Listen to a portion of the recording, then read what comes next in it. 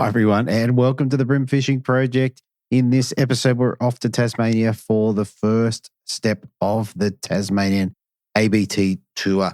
Now, this one was the Huon River. They previewed this one last year in the team's event with great success and decided to go back there for a full round. Anyway, one of the things that I found interesting about this is out of a possible 160 fish for all the boaters, there was 155 fish caught.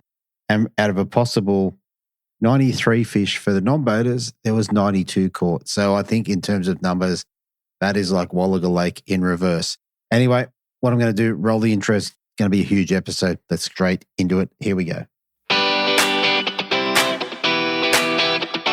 Welcome to the Bream Fishing Project. This is where you need to be every Tuesday to find out all the latest tips and tricks to help you target bream on lures. You'll get to hear from some of Australia's elite bream competition anglers and see how they were able to achieve their results in competitions around the country.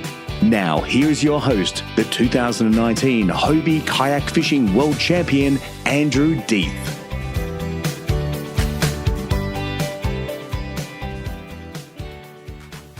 All right, so let's just quickly run through the bite periods and what have you. For this one, starting on the 15th, which was a Tuesday, I believe, it was always very confusing for me, which is why you'll hear me say to the guests, what did you do on day one? Because I can't ever remember. Anyway, 69 in the fish activity wheel, who knew? The major bite period at 8:48 through to 11:18. High tide was at 5:20 at 0.8, running down to a low tide at 12:13 p.m. at 0.44. On day two, which I think was a Wednesday, I can't really remember, 83 in the fish activity of the major bite period at 9:34 a.m. through to 12:04 p.m. High tide was at 6:52 at 0.77, running down to a low tide at 1:05 p.m. at 0.51. All right, let's get straight into the angler interviews. Here's Michael. Okay, so first up in third place, we have an angler dropping a three fish weighing 3.010.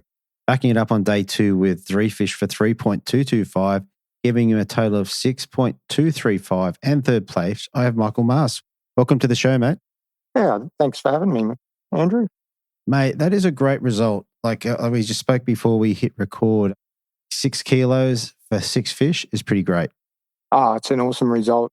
I haven't experienced that anywhere before. I mean, this is the first time down to Tassie, and you certainly don't get those bags on the Gold Coast.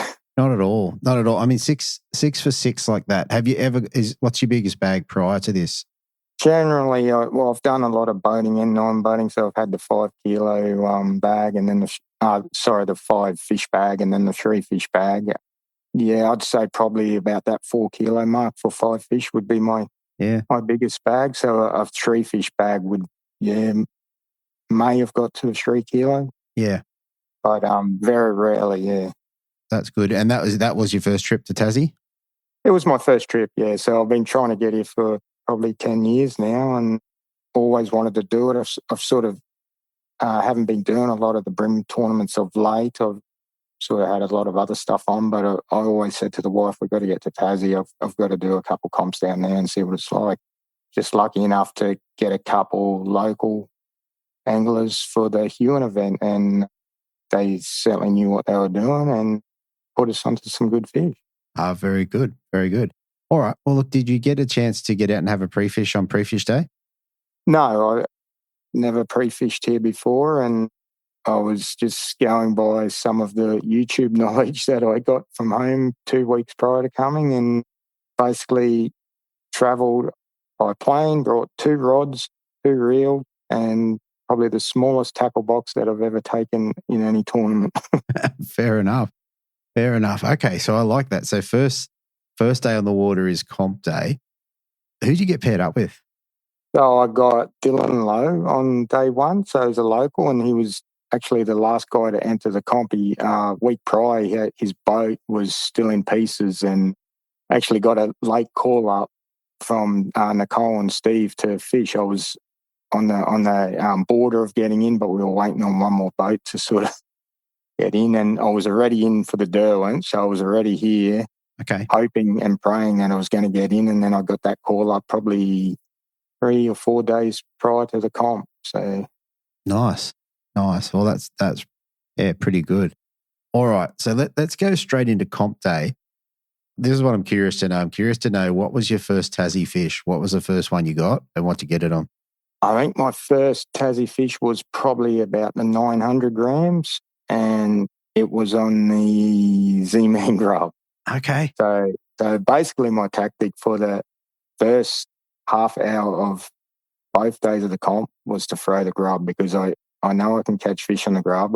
I have not done any jerk fish fishing at all, jerk bait, being from Queensland and that, and I haven't done any in the country anywhere else. So that was a tactic: throw the grub, get my bag, and then after that switch to bigger baits and jerk baits and just see how it went. Right. So I think I got my bag in the first 30 minutes on day one and first 15 minutes on day two. Wow. Okay. So a bit of local knowledge definitely helping you out with that regard. Yes, definitely. Yeah. Definitely onto the fish. So yeah, they knew what they were doing. Definitely. So with the grub, how were you fishing that? Were you fishing that out the side of the boat in the deeper water, or are you fishing towards a bank, or how'd that look? So actually fishing towards the bank and the deeper water, or just rotating between the sides, but actually fishing quite a heavy weight in shallow water, which is something that I wouldn't normally do up on the Gold Coast. I'd normally fish pretty light and pretty finesse, but down here I use the weight of the jig head to give the tail a bit more action. So if I had to high stick the plastic in the shallows, I would. And then as it came off the ledge out into the deeper water, I'd let it sink and then hop it. But yeah, definitely using the weight to make the tail work. Okay. And what sort of size, weight, and what's your brand of jig head? So I was just using the TTs, light gauge, and I was using this 1/16 and 1/12. Okay. Yeah. Okay. And basically 3 and 4 pound leaders. So I was fishing quite light and used quite light drags and stuff. And I've just found that the light wire hooks would pin them a lot better with that light drag, but they definitely straighten a few of them too. Fair enough. And so you're fishing with Dylan. So you were fishing grubs. Was he fishing jerkbaits? Yeah, he was fishing jerkbaits most of the time, and I think he did swap to a few plastics here and there, not the grubs. I think he might have been trying something else, but I sort of got my bag together before he got a fish, and I think he still persisted with the jerk because he knew that the size of the fish would be better with the jerk rather than the grub. But yeah, I sort of just wanted a bag first. I was happy to get 3 fish each day, and I would have been stoked. But the fish just kept coming and coming, and then I switched to the jerk on 3 pounds straight through and started upgrading, which was good because I'd never done that before. So okay. You said you'd never fished sort of jerkbait. So what did you buy? Well, actually, funny that I didn't buy any. Over the 20 or 30 years that I've been fishing these comps, I've collected all these lures that I've never used. So prior to coming down, I did a little bit of research and then got all the lures together that I thought might work, put in a little tackle box and brought them down. And the standout was the double clutch in 60 mil. Okay. In the AU. And I heard later on that a lot of guys were using that lure. So, a lot of flash to it and silver chrome side with the AU on the top. And yeah, that was probably the standout for me in both the Huon and the Derwent, just for those bigger fish. Yeah, right. So with your day, so you got your bag early, did some upgrading. What about the fish that were in your bag? Like you end up with, I don't know what you had in there, but 3 decent fish. 3 decent ones, yeah. Yeah, what they end up coming on? Yeah, so I think they were all upgraded. So from the jerk, so they were all the plastics brought those smaller bag fish in early, and then I think most of the day on day one especially, once I got those, I just stuck with the jerk because what actually happened is just taking 2 rods. One of my bail arms broke on one of my reels. Really? on day one, so I was down to 1 rod. Wow. And that was just a straight through, 3 pounds straight through. So then I just threw the jerk all day and just kept getting fish. So the bite was consistent throughout the whole day. So it was quite good. And did you lose many or did you lose any? I did. So what happened was I think I lost maybe 3 good fish on the 3 pound. Just couldn't stop them. And so that afternoon I knew I had to get another reel to fish day 2. So I went and bought another reel and bought some 4 pound straight through and put on after that. And managed to get a few more fish in on day 2. That's why the bag was a little bit bigger. Yeah, right. All right. Well, first of all, so day 1, you end up with just over 3 kilos. Where did that have you overnight? I think I was in 7th, vaguely remember. Yeah. Yeah, so top 10, obviously still in contact. Yeah, definitely. Yeah, no, I was stoked with that. Top 10 on a venue I've never been before, let alone a state I've never been before. That's right. And anytime you get 3 fish for 3 kilos, it's pretty good going. Yeah, no, it was great. Very good. All right. Day 2, who'd you get paired up with? And Yeah, sorry. I got Peter Maisie on day 2 and he was great. Yep.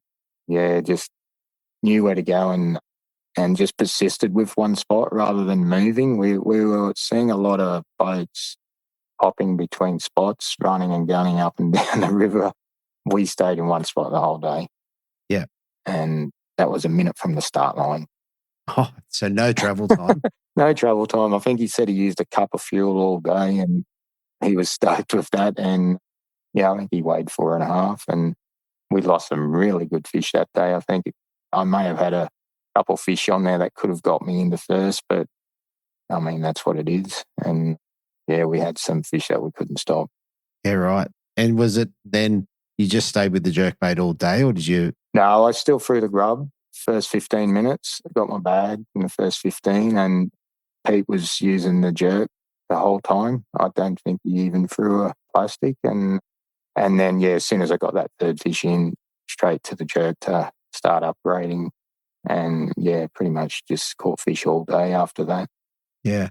Now, being a Queensland local, is there anything you noticed that was different about, the blacks versus the yellows? I actually thought the blacks fight a bit better. But Okay. I think it's probably just the size because, I've only caught a handful or less than a handful of kilo fish in Queensland and I counted the kilo fish I caught in these 2 comps and I think I caught 7 fish over a kilo in these 2 comps and wow.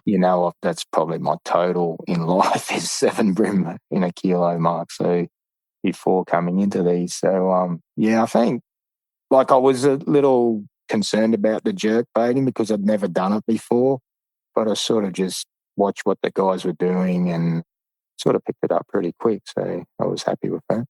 Absolutely. And it's interesting, if 7 was your number and then you got busted off, you obviously hooked a few more as well. Yeah, I think we had one good one on there and Pete was explaining what the big ones do and sort of they just run straight and the little ones sort of arc out a bit. And we had a couple there that just ran straight and stripped 30 metres of line and wow, got me around a bommy and I couldn't stop. It would have been over 1.5 kilos, I suppose, but we'll never know. No. But that's fishing. That's fishing light, 3 pounds straight through. That's going to happen. So absolutely. I take it, given that you had only, one of your 2 rods was 3 pound, I take it that's what you do at home quite a bit.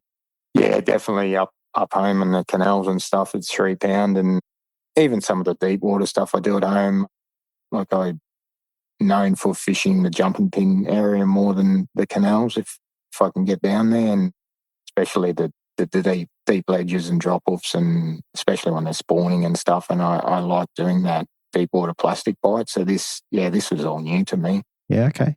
All right. And so I take it that you'd be a chance of going back there at some point?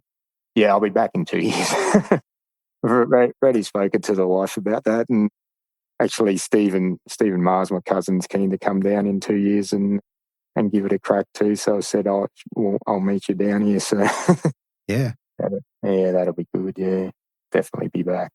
Very good. All right. So look, with regards to the fishing, is there anything else that's worth mentioning? Any patterns that you picked up on, or before we move off?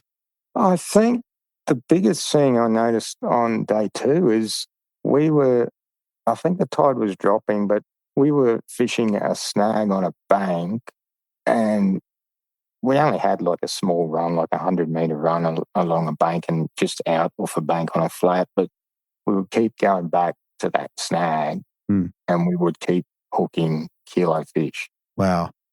And you could put 10, 20 casts in the same spot, not get a bite. Yeah.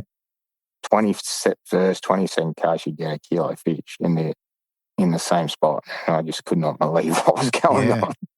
So they were just sitting there, and you just have to tempt them to bite. But you'd drift off the mark, drift down the bank, come back up, do another drift, and the fish would be still there in the same spot on the snag.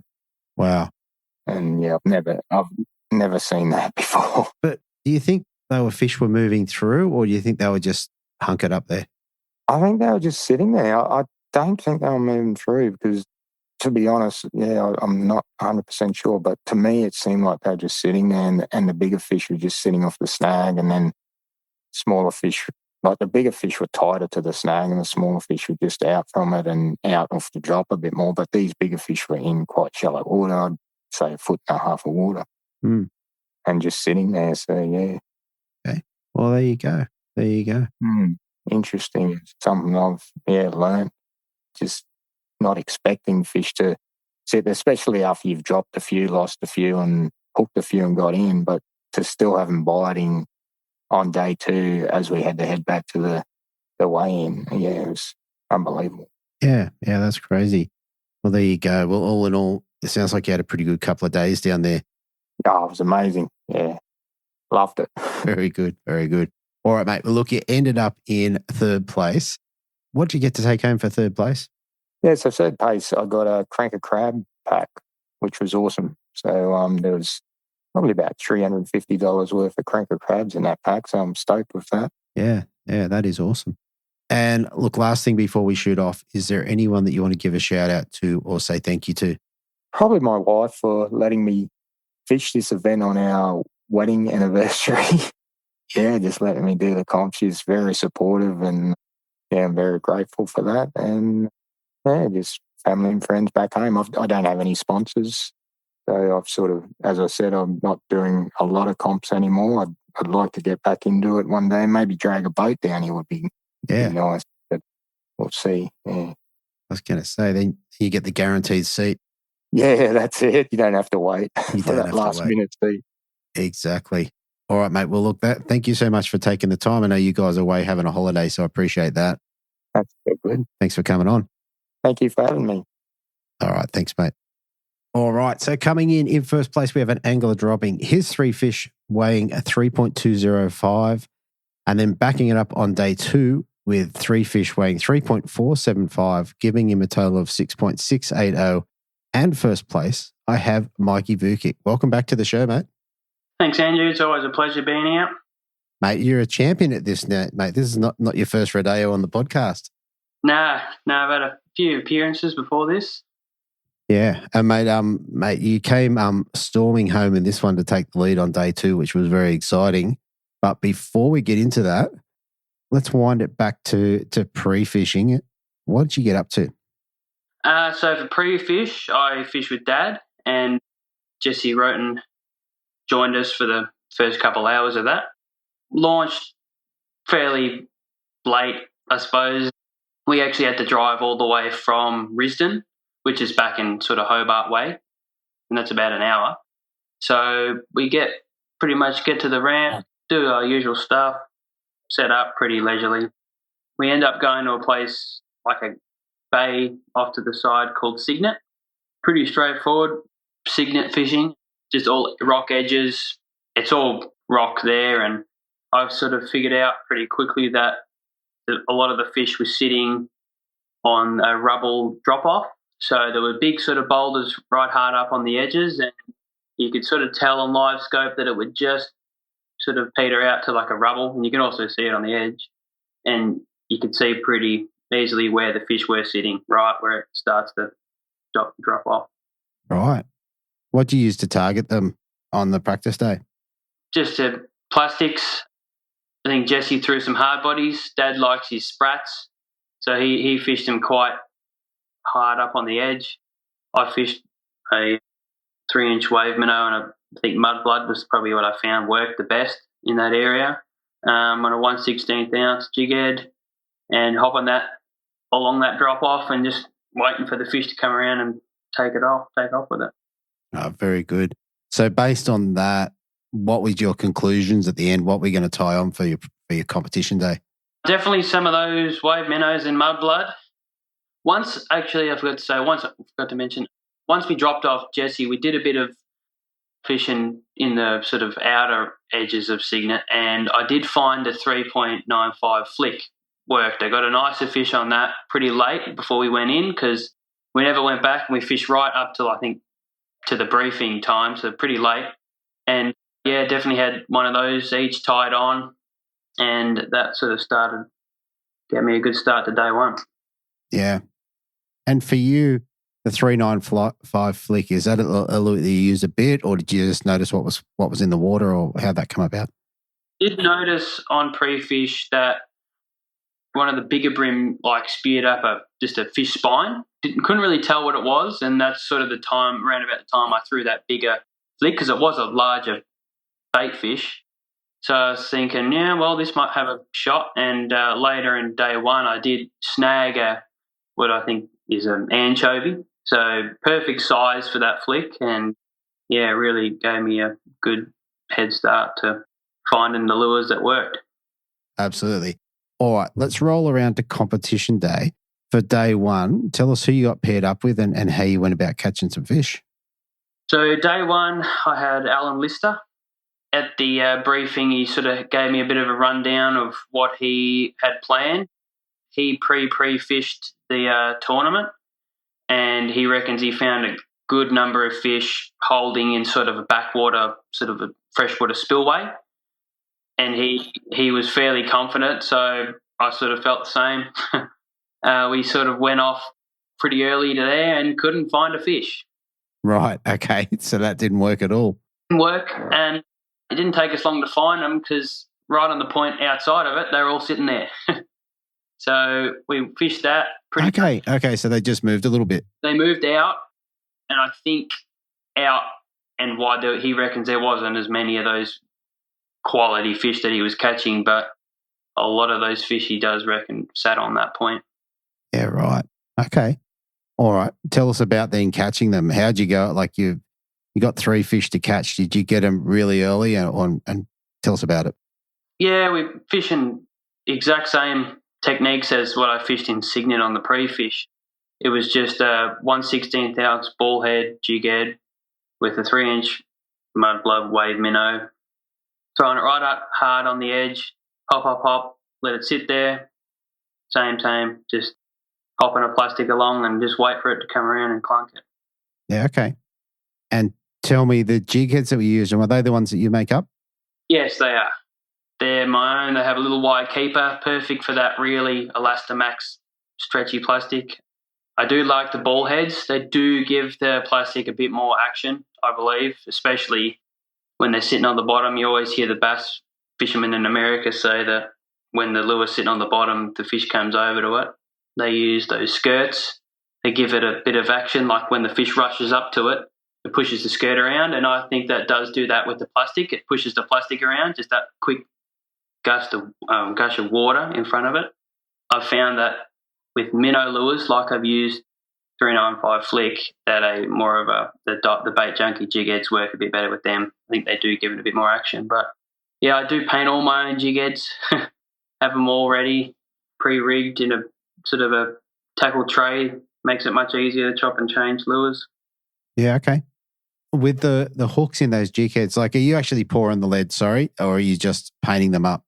Yeah, yep. Pouring lead.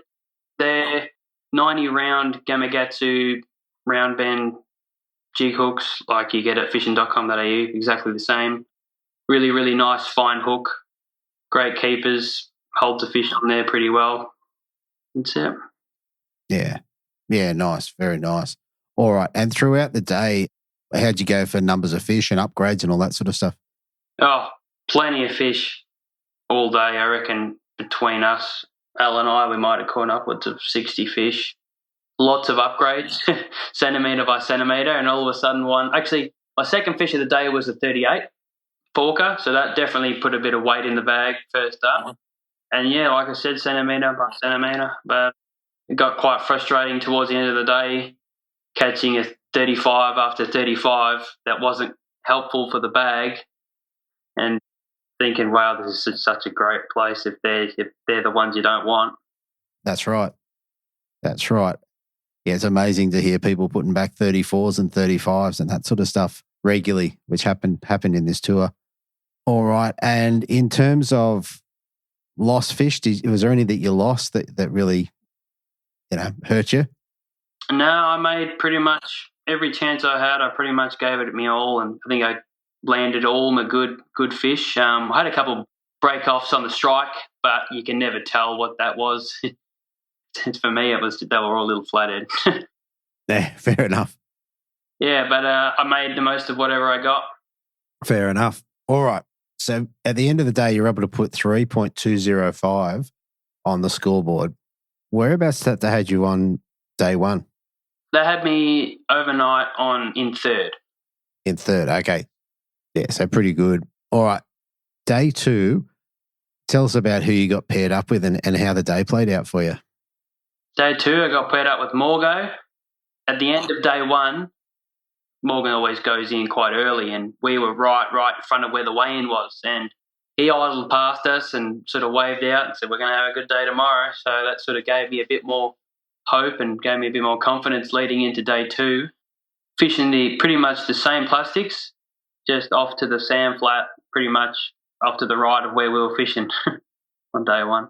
Right. Okay. And so does that mean it was the same sort of technique? Yeah. With the 395 flick, I did catch a few on the wave minnow real early, but that was on rock edges just before, maybe 15 minutes before Morgan said, all right, we're going to go to the best spot on day one and go to the flat that he caught all his upgrades on and, fish that 395 flick. This time on a 1/20th size jig head. I was using a 16th back on the edges with a size 1 bait junkie jig head, 20th hook. Perfect size for that bigger plastic. Mm-hmm. Yeah, same deal. Throwing it all around. Plenty of anchovies, bait everywhere, wherever we were fishing. I could just sort of see from the corner of my eye of Morgan's 360 that there was a bit of bait going around and thinking, yeah, all right, this should work here, and it did. Yeah, right. And now tell me about the first few fish, because I think you had a pretty good flurry in the start and might have been in front on the boat, if that makes sense. Yeah, well, early up, definitely the bite went really, really well, okay, then pretty average towards the end of the day, and I reckon that's because we just went through pretty much every fish on that flat. And, I'd say some of my fish were a bit larger than Steve's early up. I think my bag for the day, which I probably had at about 9 o'clock, was a 40, a 38, and a 35 and a half. Wow. Tell me about the 40. Tell us about that fish. How did it go and where'd you get it? So on that flat, I think that was when the wind really started to pick up.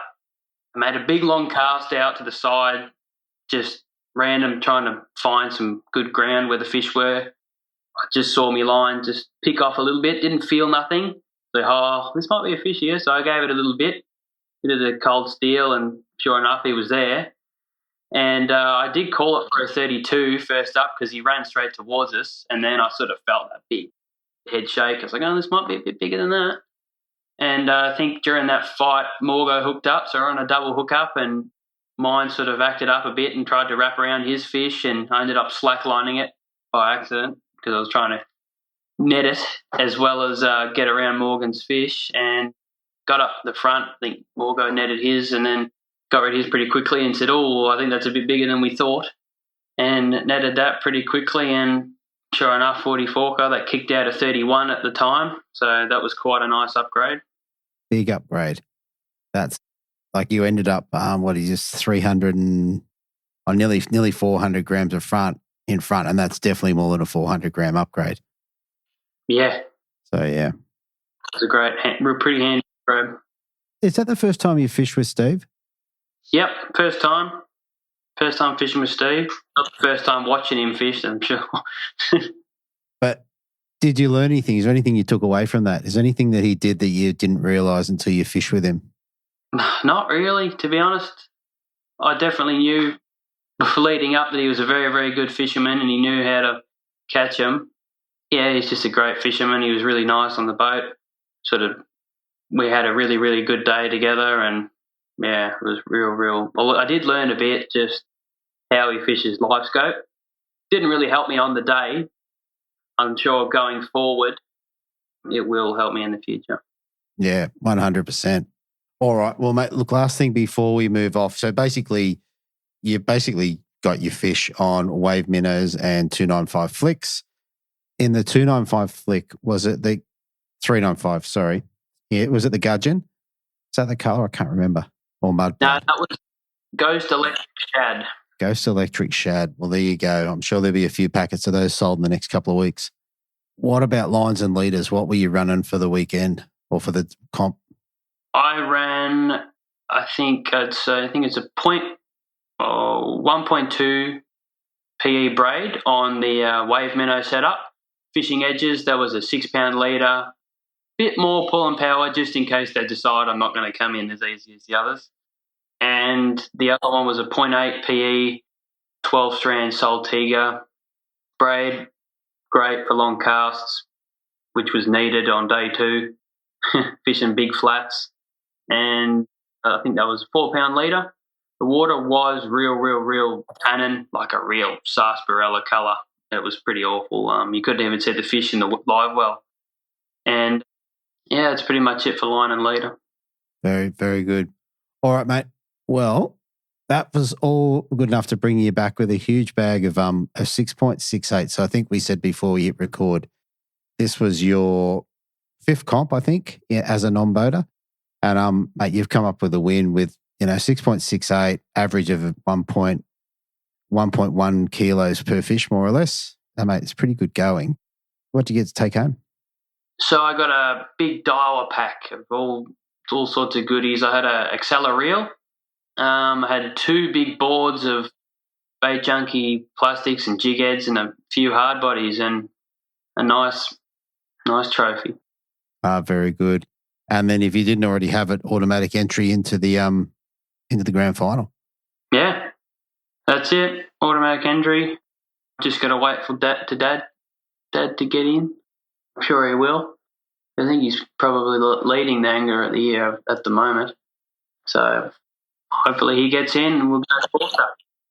Very good. All right, mate. Well, look, last thing before we shoot off, is there anyone you want to give a shout out to or say thank you to? Yeah, look, Dad, my mum letting me do these comps for the last 10 years. Actually, this month will be my 10th year fishing competitions with my dad or alongside my dad. We fishing.com.au. Adam has always been a great help. He's always supported me for his kind words all the way through all my tournaments. All our travel mates, Jesse, he's been a great help over the years. Lewis, he actually lent me a few bait junkie jig heads just before day 1 and caught a kilo fish on them, so a bit of thank you for that. Peter Maisie, he guaranteed me pretty last minute. Bit of a shout out to Rob Warren. He couldn't make it. He had a bit of a medical incident leading up to the tournament. Steve Morgan and Nicole, they run a great show. Couldn't be done without all of them. Very good. All right, mate. Well, look, congratulations on that, mate. A fantastic result. And I'm sure we'll get to speak to either yourself or both you and your dad very soon. So thanks for coming on. Thank you. Thanks, mate. Okay, so first up in the boating division, I have an angler dropping 5 fish for 4.605. Backing it up on day 2 for 5.370, giving him a total of 9.975. With me, I have Brett Crowe. Welcome to the show, mate. G'day, Dave. How you going, mate? Glad to be here. Mate, I'm glad to have you on. Like, you've been around the traps for a long time, and it's super good to see you right up in the top of the event with such good anglers around you. Yeah, I agree. It is. I have been around for a while. It's unusual to see me at the pointy end. I'm normally at the blunt end or in the middle of the packer. I've had a lot more bad days than I've had good days, but it all come together for me on this particular occasion, which I've got to be very, very thankful for. Nice, but to pull you up a little bit on that, mate, you've had some pretty good success in the Hobies. I'm pretty sure you've gone and represented and travelled overseas. Yes, I've done that. Yeah. I qualified with a second place behind Kevo in the St George's Basin there about 6 years ago now, 7 years ago now, and it automatically qualified me to go over to Holland and fish there for the Hobie Whirls. Yeah, how good is that? That's a great trip. I'm sure you got a lot of good memories from that one. Yes. All right, let's have a talk about this one. So tell us, in terms of preparation, did you get out and have a look around on the Huon and do a bit of a pre-fish? I did, yes.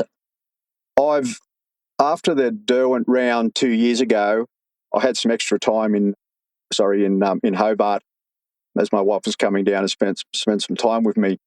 Before she got there, I went down there and had a pre-fish, I suppose you could say. I heard the good things about it. Yeah, they had a teams event down there as a trial run, I guess, for the Huon.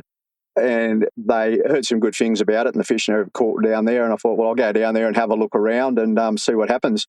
I covered a bit of ground around Huonville. I went around to Cygnet and had a look.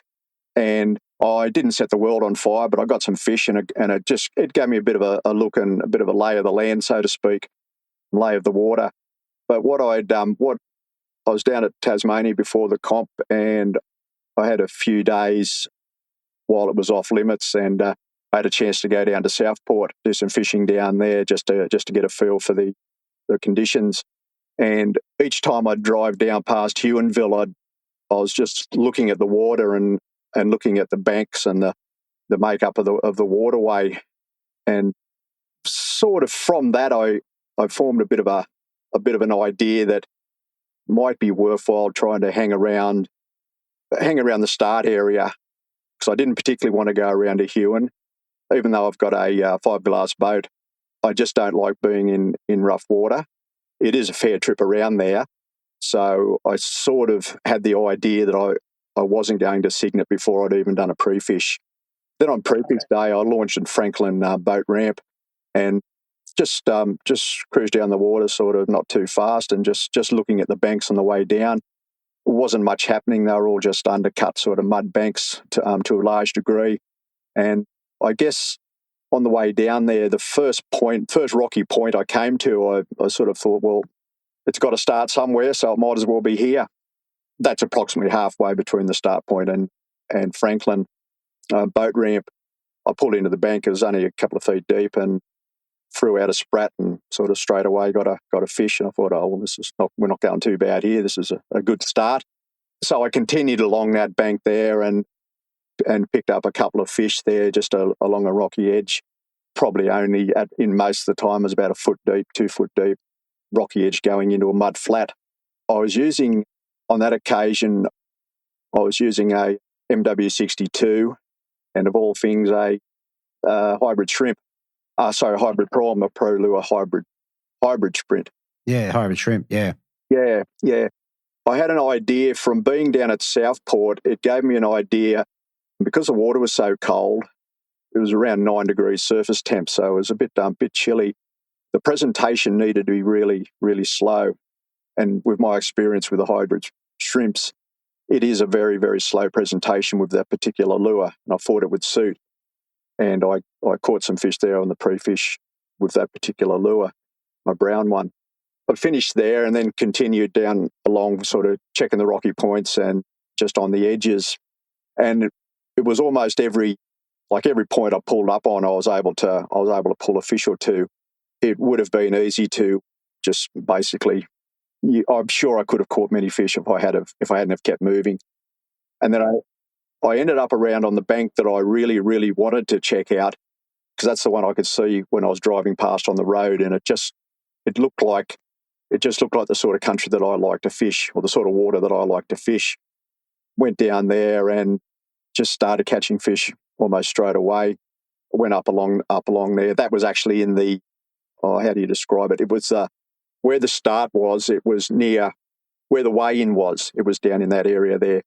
And when that bay there, and I just sort of went along there, just throwing some jerkbaits, and then I threw a deep chubby up onto a snag and pulled a 1.1 out of there on a chubby, and And I'll probably lose my rights to come to Tasmania because you're not allowed to catch chubby bream down here in Tasmania on chubbies. It's just not done. I don't think you can even buy them here, but they're certainly missing out. If I'll give them the tip if they want to catch more fish, they need to start using chubbies, I think. Anyway, I continued down, I guess, down toward, I suppose, south. It's just done some more points down there. But I found that the sort of depth of water that I was fishing had a lot of that brown sort of snotty sort of weed. It sort of almost made the banks and the areas there sort of unfishable or not enjoyable fishing, even with the Eco Gear MW62, which is quite a shallow runner. It was still picking up the weed, and it seemed there was a line there at the mouth of the river. Anything sort of south of that had the weed, and anything upstream of that, the banks were basically clear of that sort of weed. So I thought, well, that'll do me. I'll stay with the cleaner water, and we'll see how it goes. And so I guess I probably maybe got 8 fish during the pre-fish and 1.1 being the best. The others were around the 32 fork class. Yeah. Yeah, so that's a pretty successful pre-fish. You got them on a bunch of lures. You got some different options. Yes. All right, let's roll into comp day. Tell us about your day. Tell us who you got paired up with as well. Yeah, I was really lucky. I done well with the draw. I done first day with Jesse Roten. I fished with Jesse before, and he's just the best bloke. He's a really, really good angler and an even better bloke. When we started, I think I went off in about somewhere around midfield, about 16th place, and I went back down to the bank that was in Huon Bay there. That I wanted to.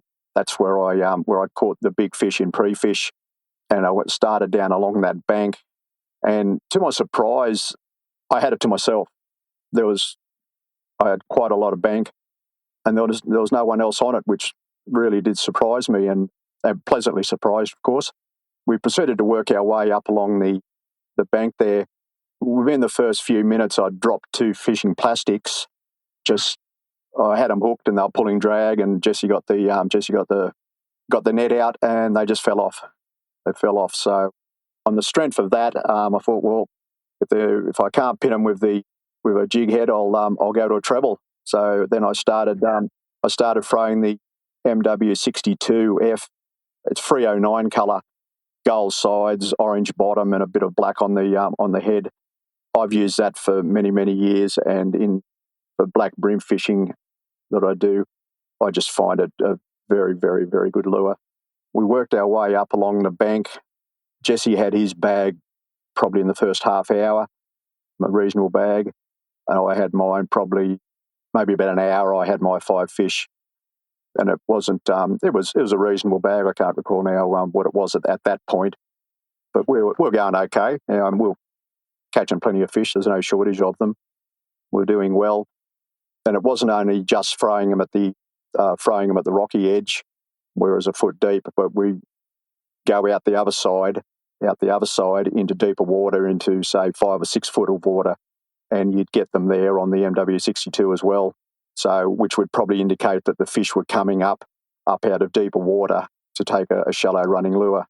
Something that I did pick up when I'd done some fun fishing down at Southport was, because the water was so cold, the retrieve and the stops on the twitches needed to be super, super slow. They had to be really, really slow. And when I normally work a jerk bait, I give it a couple of quick rips and then let it sit. But on this occasion, I found that I needed to do a less aggressive twitch and an even longer pause.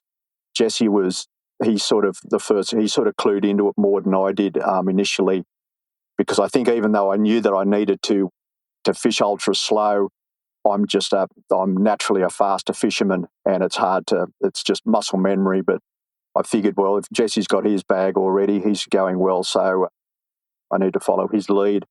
Once we worked out how they were biting and biting well, that's what we used for the rest of the day.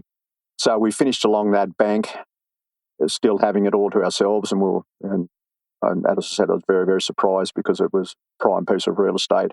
We went back around to the edge in the mud bank where I caught them on the first one I went to in the pre-fish. Then we basically fished there for probably, it would have been mid-morning by the time we got up there, and we fished there until probably about 1 o'clock. But while we were there, Jesse upgraded and I upgraded, and I think my smallest by that stage, I had a couple of kilo ones, and I had one fish that was about a 32 from memory, about a 32 forker, and Jesse had a couple of kilo ones and then about a 35 or something, I think it was from memory. So we'd fish through there, and I'd actually got while I was up there on that mud bank there, I'd actually got my biggest fish for the day. I think he went about 1.2 kilos, but I got him on a white Pro Lure hybrid shrimp, which is it's not something you're supposed to do in Tasmania, I don't think. Yeah, I don't think anyone else was doing it. Tell me about the hybrid shrimp. How did you fish that? Well, once again, as with the MW62, the slower the better. The reason I actually tried using the hybrid shrimp was the fact it is a super slow presentation. It was just a matter of I'd cast it out and let it sink. Admittedly, it'd sink fairly quick because it's only in 2 foot of water, and just let it sit there. Just let it sit there, and every now and then just give it just a little bit of a wiggle. Because it was the white one, I don't know what the official colour is, but white's white. I think there was a great contrast with the dark brown, black looking mud that we were fishing on the mud bank. I think it was just the contrast of the lure, and I picked up my biggest fish for the day on that particular lure. I think from memory it was the only one it is the only one I got in it on that day, but predominantly for day one, it was the MW62, 309 colour, and the Duo Realis Rosanti. I think, and it's sort of like an AU colour, sort of like a greeny, sort of silvery olive-looking colour with the silver sides on it, like a double clutch AU, I suppose, that sort of colour. But it was so they were basically the free standout lures for the day that I used, and then finished in 8th place, and Jesse finished in 1st place. So we both had a pretty good day. Yeah. Yeah, no, Jesse was definitely right up. Oh, yeah. Oh, and for the last hour, we thought we'd go back. Jesse still needed to get rid of a relatively small fish compared to the other two he had. We ended up pulling up on a bank just near the start. There was a point there, and we were casting around there. And next thing you know, Jesse proceeded to put on a masterclass on how to use a double clutch. I think about 3 or 4 in a row, he threw back some 35 forkers, and I was almost in tears because I had a 32 I needed to get rid of, and he's throwing back 35 forkers, and he got, I think, his biggest fish of the day there off there on a double clutch, but I think a 95 mil with the one with the free trebles in an AU colour. And just to give you an indication of the mark of the man, he gave me one of the lures and showed me where to cast, because by that stage he'd had an extremely good bag, and just in the hope that I might have been able to pick one up. But he pulled something like 7 or 8, 9 fish just out of the same cast, all pretty much in a row, and very, very big fish. And do you know how many I got? I'm guessing. One which was smaller than the 32 I had to get rid of. Oh, mate, that's how it plays sometimes. Oh, man, it was unbelievable. But credit to Jesse, he did actually try to help me, but I just couldn't. I couldn't convert. Yeah, so we got back, and that was day one done. That was day one done and dusted. All right, you're in 8th place overnight. Tell us about day 2. Who'd you get paired up with, and what you get up to? Yeah, on day 2, I had the chap Cole Wilson. Cole's been non-boating for many, many years. He knows his stuff. He knows how to fish, and he's just a real nice bloke. So I had Cole, and we went off in 8th place. I went back to the same bank that I fished on day 1. Fortunately, well, I suppose you can say unfortunately, but I didn't have the bank to myself this time. was other people there using it as well. But I think I was still able to get in sort of carefully into the air onto the best part of the bank, which I believe would be the best part of the bank. So continue to do the same thing that we done the first day. I kept throwing the Eco Gear MW62 and also the Rosanti, and got a pretty good bag out of there after about an hour. I think Colin needed one more fish. He had two, I think. I had two, so we went through there, and I think I'd done it twice because I didn't have quite as much of the bank that I had the day before. So I went through it twice. By the time I'd finished, I'd had a reasonable bag, but I had a couple of 32s in there that were 500 grammers that I needed to get rid of. So we went back up to that same rock edge and mud bank that we were the day before. Within 5 casts, I'd upgraded both the 32s to about 1.1 kilos. So basically, I've gone from a kilo up to 2 kilos, and just in about 5 casts on the MW62. Yeah, the big fish come out to play. They were just up really, really, really tight to the rocks, in the shallow rocks. So I was lucky to get them, but it was a fantastic upgrade, that's for sure, to get rid of them couple of 32s. And then I wasn't able to upgrade anything past that then for the rest of the day, but I caught some more fish. Cole got a couple of crackers out of there, some real big ones, and he ended up with a very, very good bag as well. Yeah, so the standout lure, I tried the hybrid shrimp again to no avail. It didn't work the second day. So, but in saying that, it was only half-hearted, just a half-hearted hole. It's on the deck. I'll give it a throw and see what happens. But the MW62 was just the absolute standout lure. It was the one getting the good fish. Getting the good ones, yeah. That make Plinio happy. What I was going to say is I had a look back through the non-boaters, and both your non-boaters got more than 3 kilos on the back of your boat, which is a pretty good shout. You obviously were in the right spot.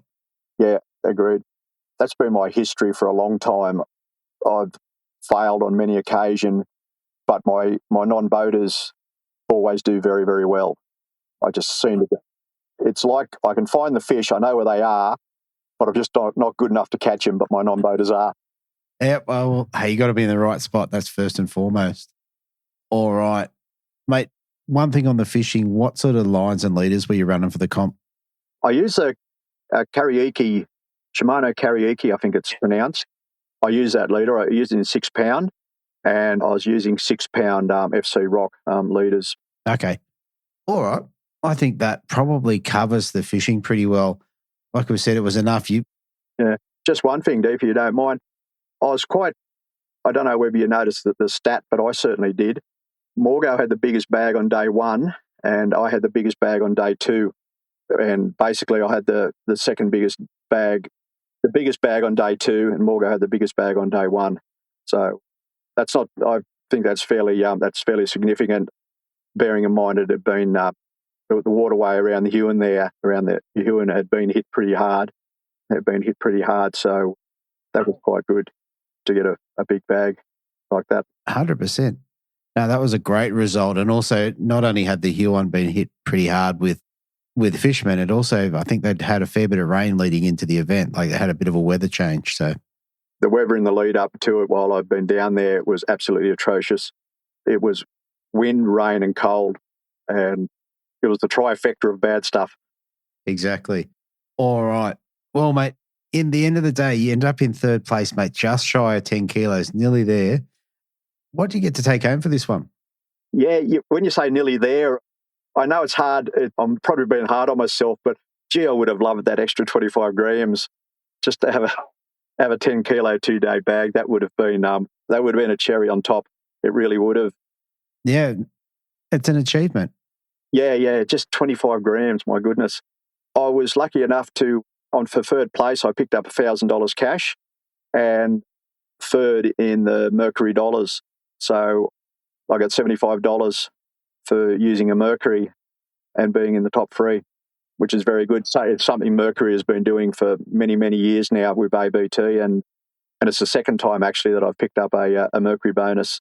So that's it's just it's $75. It's in the overall scheme of things, it's not a lot of money, but by golly, at the price of petrol at the moment and diesel, it was very helpful. Yes, absolutely. No, I'm sure it'll go straight back in the boat tank. Which how good is that?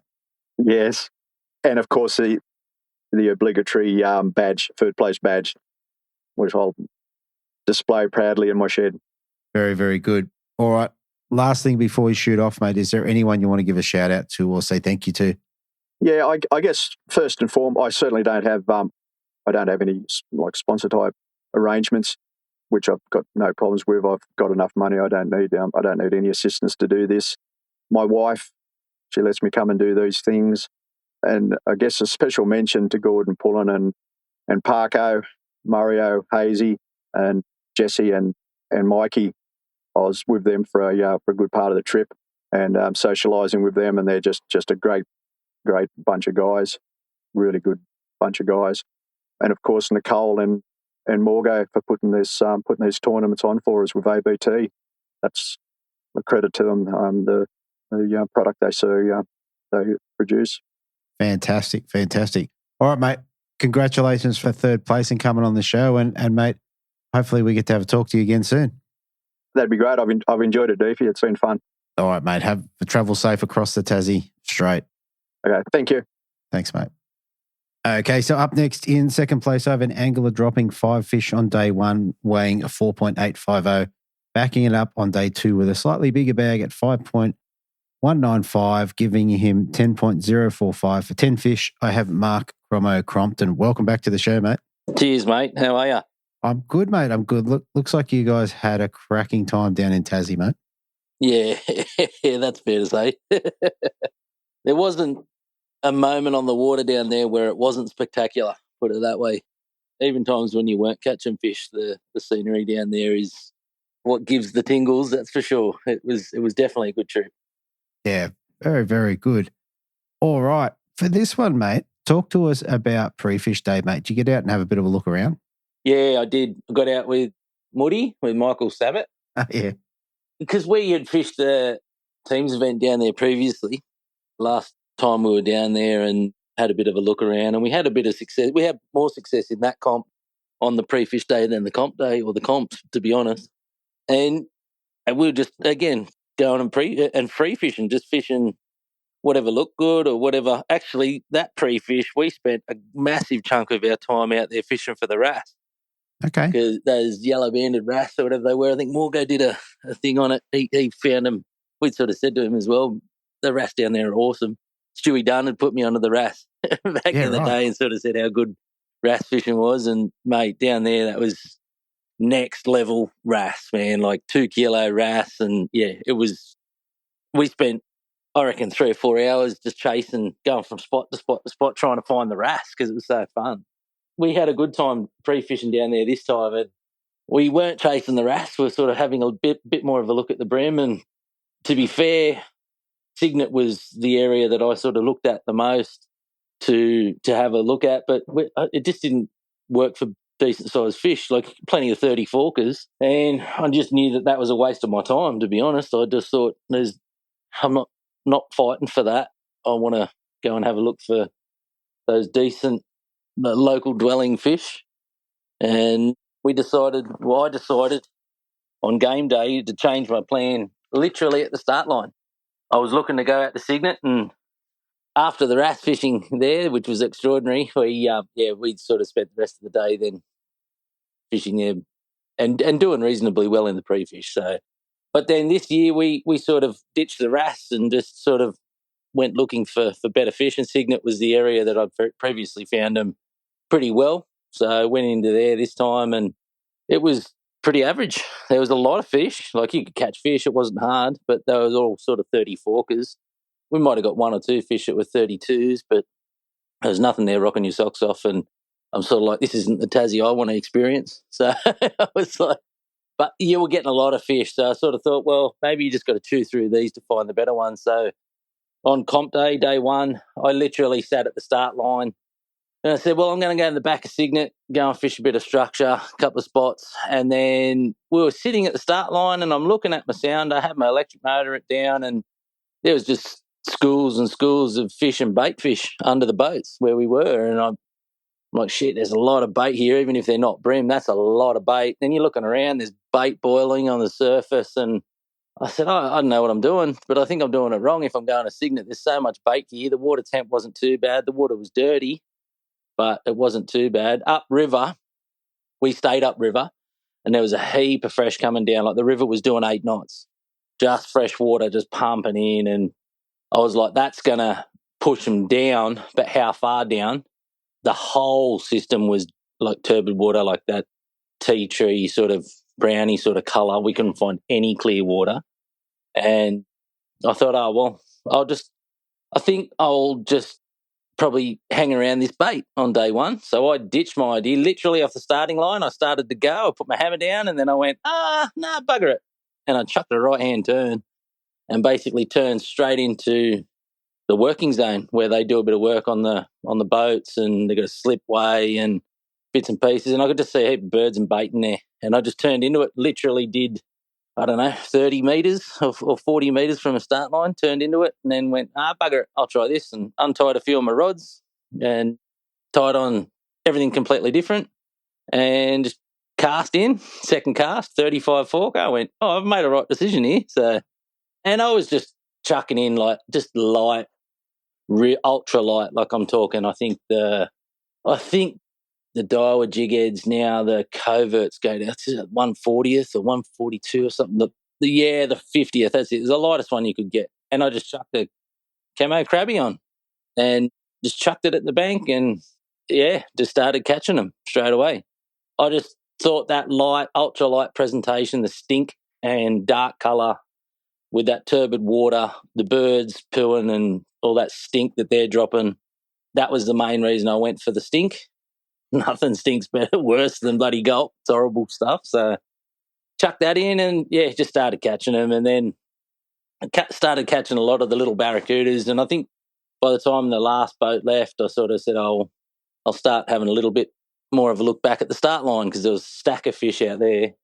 And then pretty well filled a bag there, I think, at the start line. Got a couple of fish. They were all pretty average. And I thought, I'll go back and start to have a look around that working area. By this time, I think it was around about sort of, I don't know, maybe 7:30 or something like that.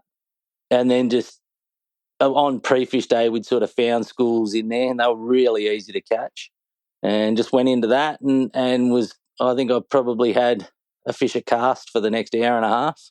And they were just schooling up around the boat, mate. And it wasn't fishing. It was like I was literally teabagging them straight off the front of the electric motor and on the live and just watching it. So I got stuck there with fish that were all sort of 34 fork for, probably, a couple of hours, just toying with it. Like it wasn't difficult. You were just, caught a lot of fish. What'd your non-boater say? Because I'm sure you talked about a plan and you've gone 10 seconds and then just pulled up stumps. But that's a fluke, right? And that's what free fishing can do for you. It can do that. It can do completely the opposite. But you kind of got to have the balls to just go, I don't really care either way. And just not putting it all on the line. Like it didn't matter. Honestly, the tournament for me down in Tassie always comes second every time. And that's probably why I have a decent time down in Tassie in the events because the event really does come second.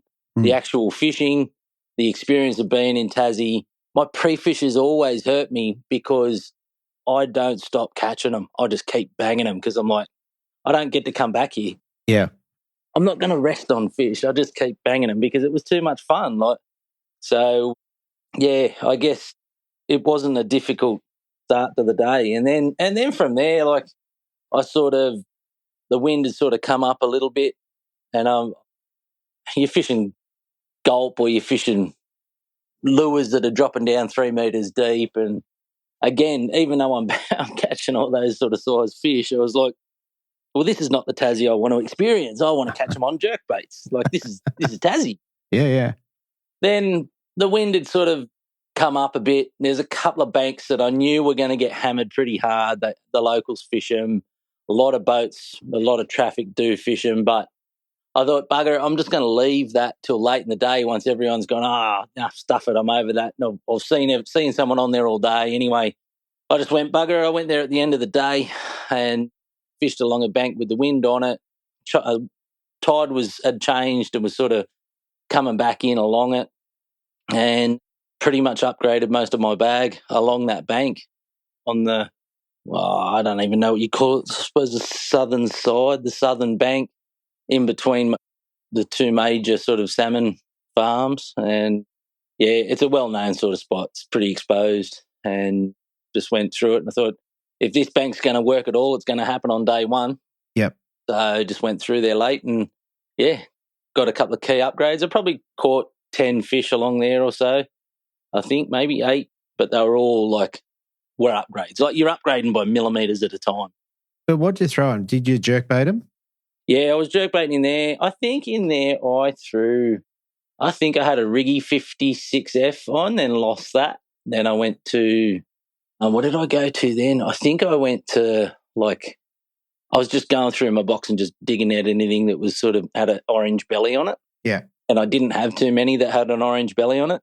I was trying to, because all that water, the colour of the water, that stained colour, I found the greens and the silvers weren't working as well in that. Okay. So I needed that orange to break it. And I think I was throwing, what's another one? Yeah, a Colt minnow. It might have been a Colt minnow. Just trying to find something that I could cast along.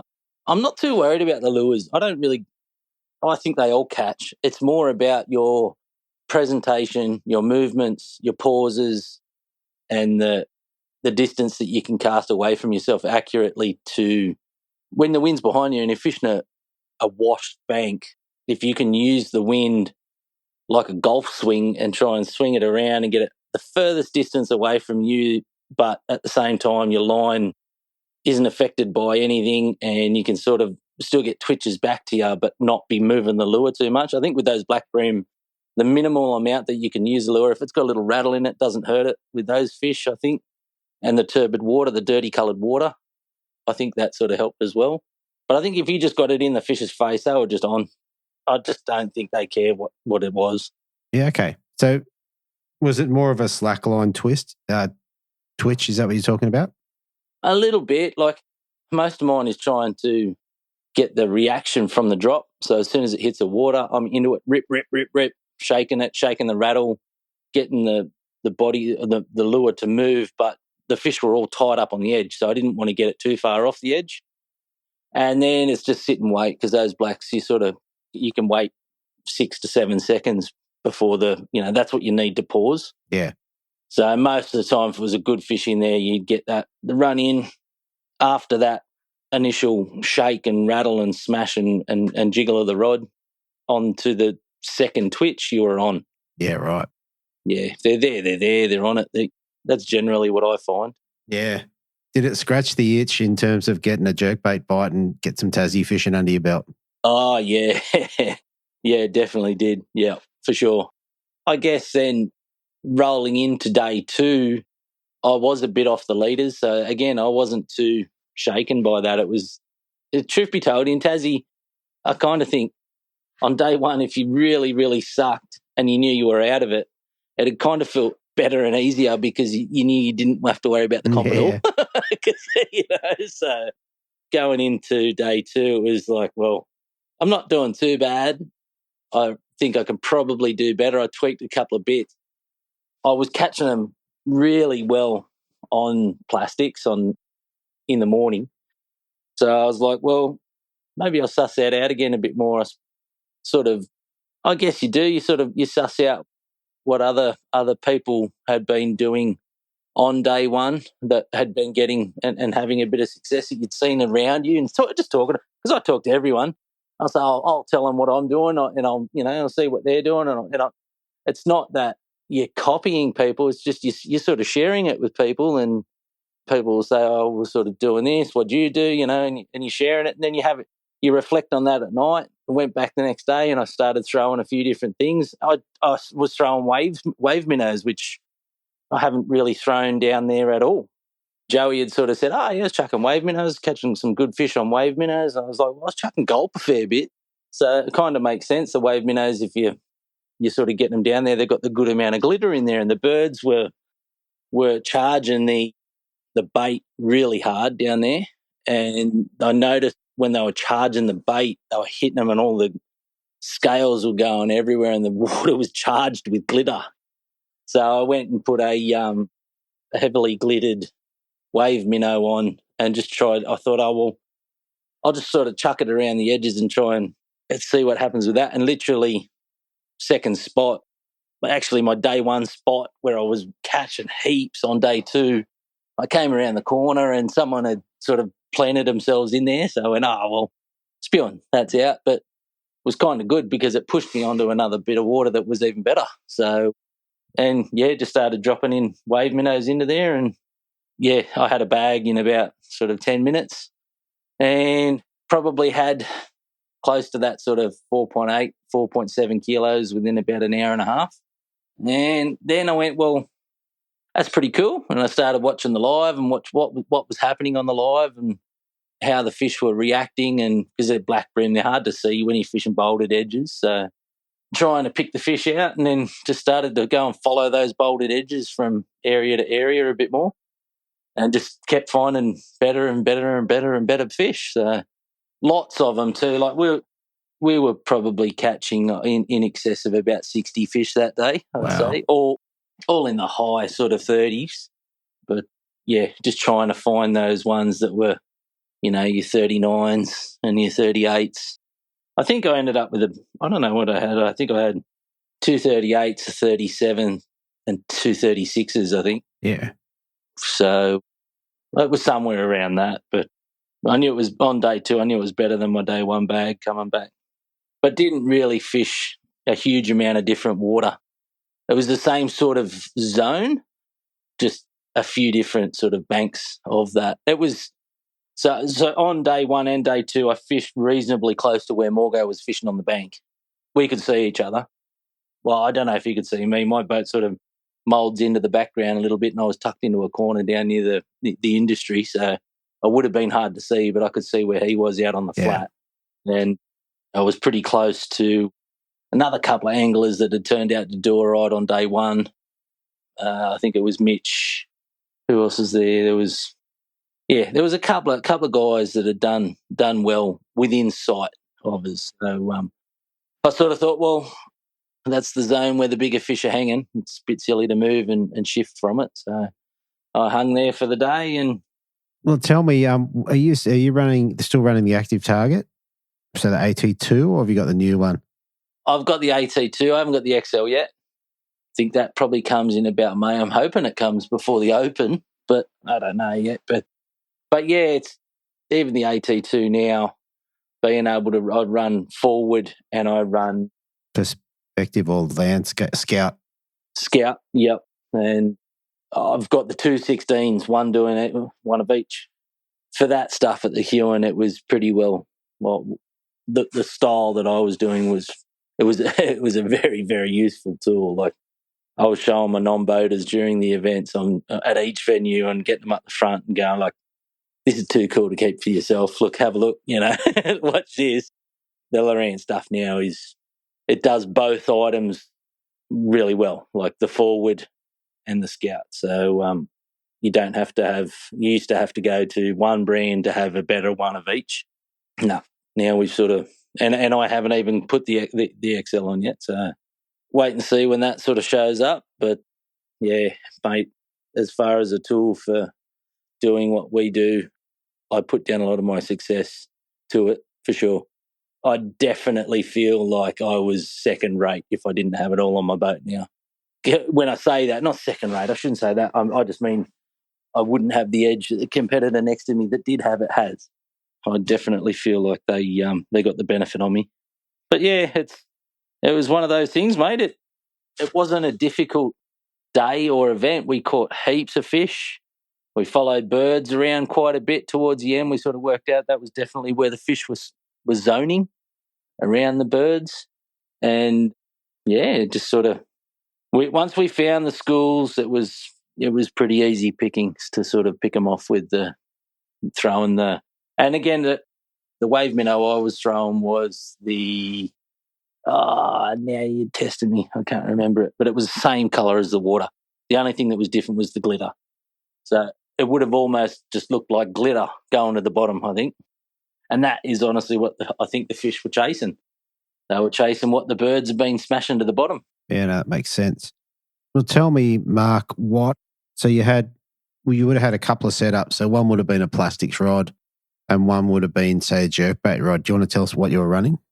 Yeah, so my plastics rod that I was predominantly using with, now I'm trying to think, it's a 722 EX in feet, and I can't remember what model it is. And I'm not trying to hide that from you. I've got quite a few now of the EXs, pretty much one of each. I've got a 722, a 74. I've got 2 or 3 different models of 74s in the EXs, and I don't pretend to, like, one's a heavier one, one's a moderate one, one's a lighter one. I use the lighter one for my straight through fishing. I use the medium one that I only sort of stumbled across because I'd asked the boys, can you send me another one of those 7.4s that was in the heavier one?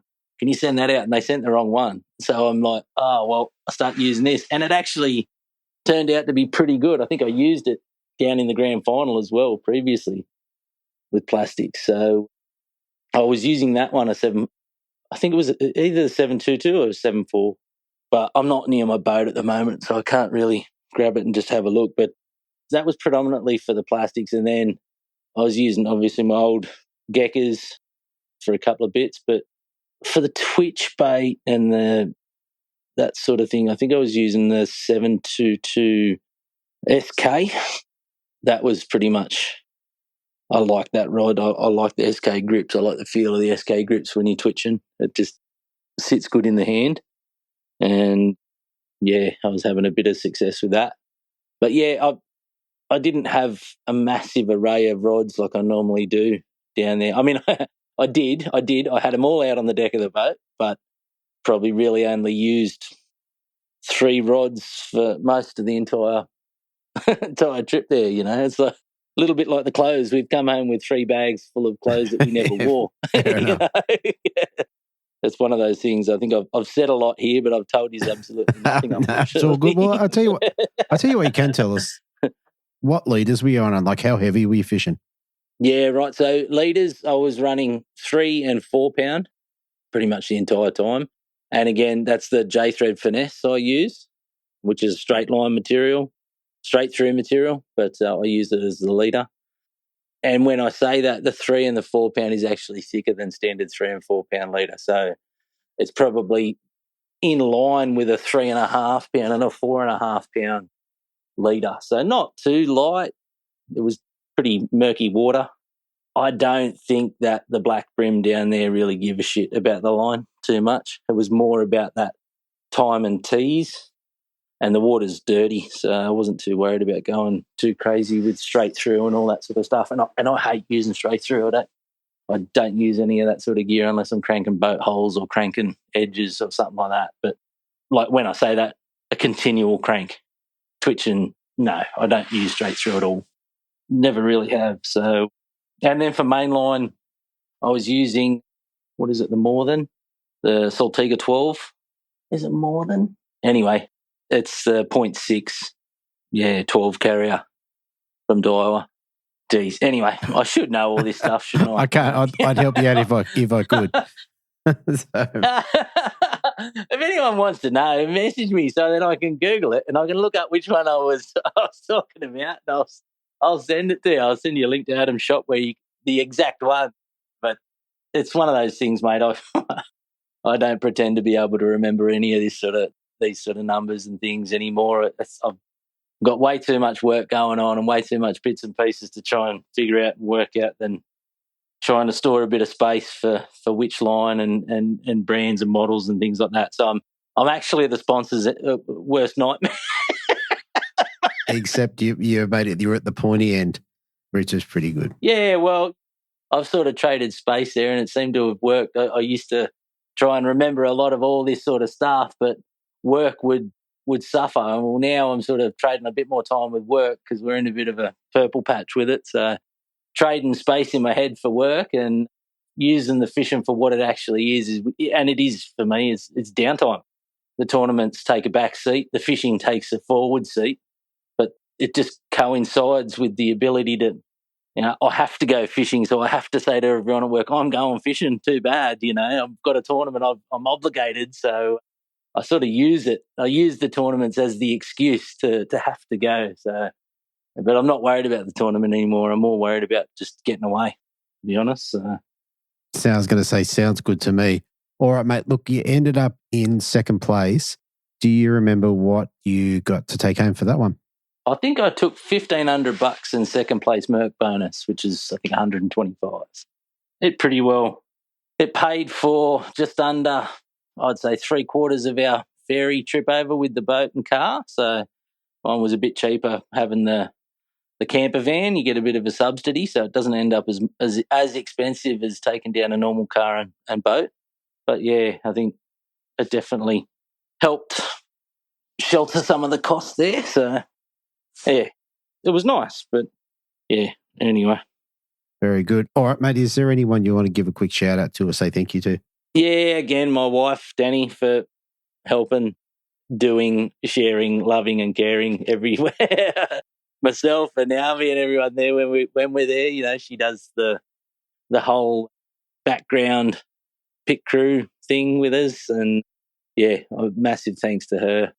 Massive thanks to obviously my company, Rise Above Plumbing, for supporting our events. We sponsor the ABT and we advertise heavily through the ABT, which is what our sponsorship is. It's really not sponsorship; it's just advertising for us.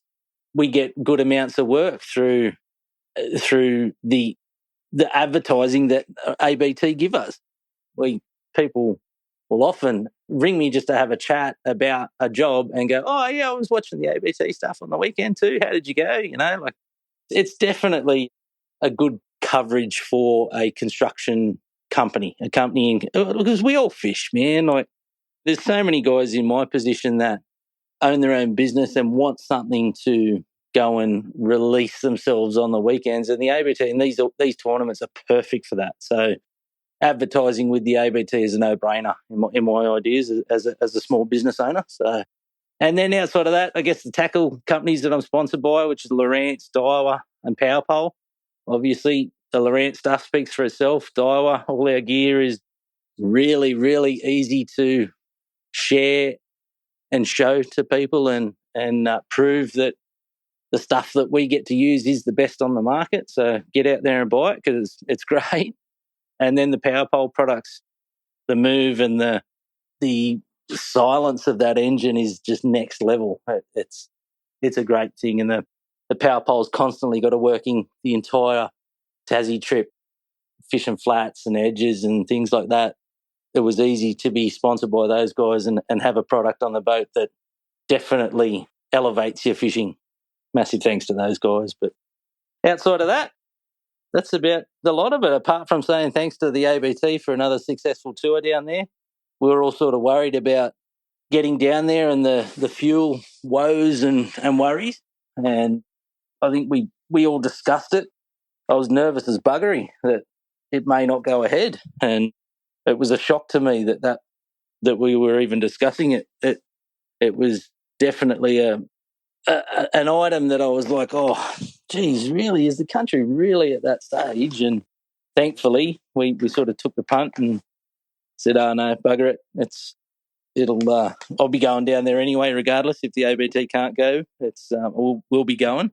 But luckily, hindsight sort of showed us that I think we may have been stressing a little bit prematurely, but who knows? Anything could happen.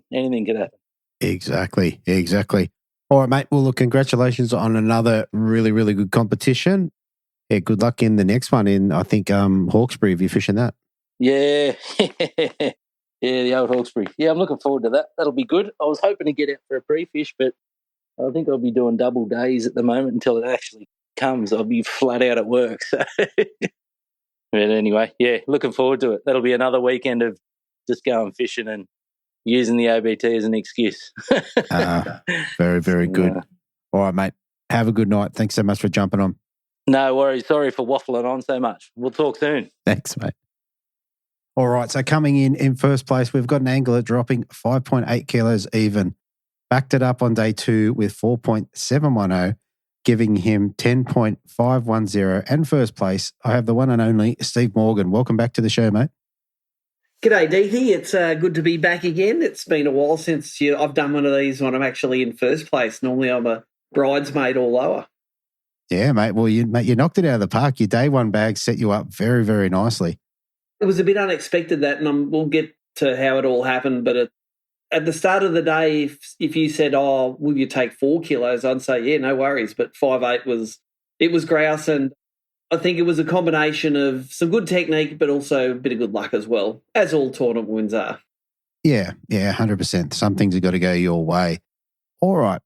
So for you, obviously running the tournaments is a bit of a strain on everything. What's pre-fish and preparation for these comps like for you? So for us, it was mainly when we came down here 2 years ago, we ran a trial event for the Huon, and it was the first ever Tasmanian teams Bream Open, sponsored by Duo back then. And we had about 15 teams turn up and go fishing. And we just wanted to see if the arena was big enough and fishy enough to hold a normal ABT event. And so we did that. And the team that won that was Mark Lennox and Wally Fay. They caught like 55 keggers in a day. And they did it in a place where they cleaned the salmon pens out. So it's like a big muscle burley trail. But that aside, all the fields bags were great. They caught about 7 kilos. I think we came fourth, caught about 5.5 kilos. And even the guys that were coming at the bottom end of the field were still catching like 3.5 to 4.5 kilos. So that's a quality bream fishery wherever it was. So we may have spent 1 day pre-fishing that event for a 1-day event. So I spent 2 days, and I spent both of those in a place called Cygnet, which is down near the mouth and on the northern side. And for me, I picked that to pre-fish because it was a very small area that you could I'd rather just learn one little area well than try to run the whole river in a day. And even back then I did that. So we pre-fished Cygnet, we fished Cygnet, we caught the fish. I remembered a few of those spots, and I worked out that it was really a fishery which was just like the Derwent River, which is only maybe 50 k's to the north. So the Huon and the Derwent are both really good rocky edges, jerkbait bite on the edge. If you get a high tide, it's grouse. Clearish water, both clear but a little bit stained. So I've got a lot of experience on the Derwent, so a lot of that translated down to the Huon. So on the pre-fish day for this event, of course, I thought, I'm going to go check out Cygnet. And with the price of petrol and diesel as it was, it's like, I'm not going to do it by water. I'm just going to drive down to Cygnet.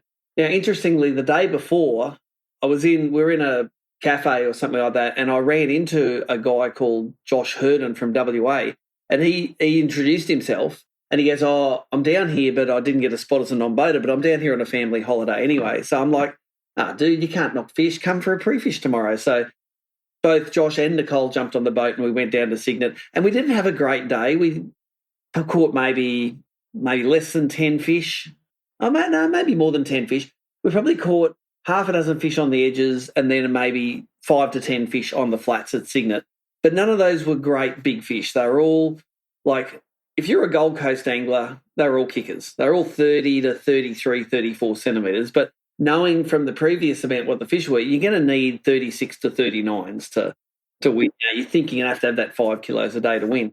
So we had a great day with Josh, and he loved it. And I had my reservations about Cygnet for the tournament because maybe 20 boats out of the 30-boat field were in there having a pre-fish or having a look or coming and going. So all the obvious spots were really sort of getting smashed.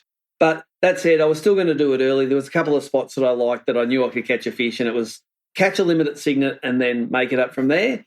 And that's sort of what happened in the tournament. You know, like all the other guys, did a nice run on the boat, ran about 15 or 20 k's, however long it is, down there on a beautiful flat Huon River, and went to work on the tournament day. So there were 2 patterns on the practice day. One was throwing jerkbaits at edges, one was throwing jerkbaits on the flats. It was like same different area. All about jerkbaits. Well, there you go. To be honest, I don't come down here to not throw jerkbaits. Like, jerkbaits is sort of hard work most of the rest of the country, but in Tassie, it's like the best thing to do. not because it's fun, but they do respond to it. And this time with forward-facing sonar, I could see how far up they'd come for it. Like I saw fish come from 10 foot down to smash a jerkbait 2 foot under the surface. So never really knew they did that, but the more I saw that, the more I thought, this is great. I'm gonna have this in my hand the whole time. 100%, 100%. All right, let's roll into Comp Day, mate. Tell us how it panned out for you. So went down to Cygnet, pulled up on the bank where I caught most of my edge fish on jerkbaits, and I had one boat pull up on the right and one boat pull up on the left. Like not right next to us, but 200 metres that way was a boat and 100 metres that way was a boat. So I've sort of hemmed in a little bit. I'm thinking, I thought it was going to be like this. But I was lucky enough on that 150 metres of bank that I did fish to get a limit sort of straight away. I reckon maybe in 20 minutes I had a limit. And one of those fish was a good kicker. It was a 38 forker. I saw it eat on scope. It ate only probably 10 feet in front of the boat on 2 pounds straight through line.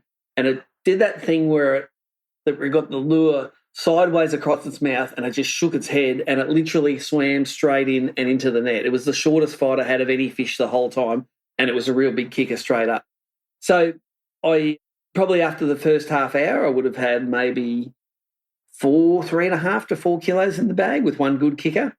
I left that bank and went up to some of the flats when the tide started dropping down a little bit. I went up to some of the flats. The flats up there are pretty interesting. They're covered. They're mainly sandy mud, so they're not pure hard sand. They're a little bit muddy, but they have these balls of oysters which stick up, and they don't just stick up for like 6 inches. They stick up for like a foot. So you can see them with your eyes coming out of the water, but you can also see them on perspective mode on live sonar. So, and what you could also see, of course, is you can see the fish swimming around in that shallow water. So I went to that flat and I caught a few fish. I was upgrading sort of a centimetre at a time and it wasn't doing it for me. And it's like, you know what? I'm never going to win the tournament on this flat. I'm going to catch a heap of fish today, but I'm never going to win it. Let's go exploring. And I've always had in the back of my mind that Wally and Mark caught all of those fish back at Port Huon in this area where the salmon cleaning, the cage cleaning happens. And as a tournament organiser, we'd actually blocked out that whole zone. It's like we don't want people fishing there. They could be dragging things up. It's like a commercial area. But I thought if there are 1,000 bream in that area and they're not cleaning the cage, where do they go? They're probably within a couple of kilometres of that area. So I ran back up the river. We had a lot of rain before that event.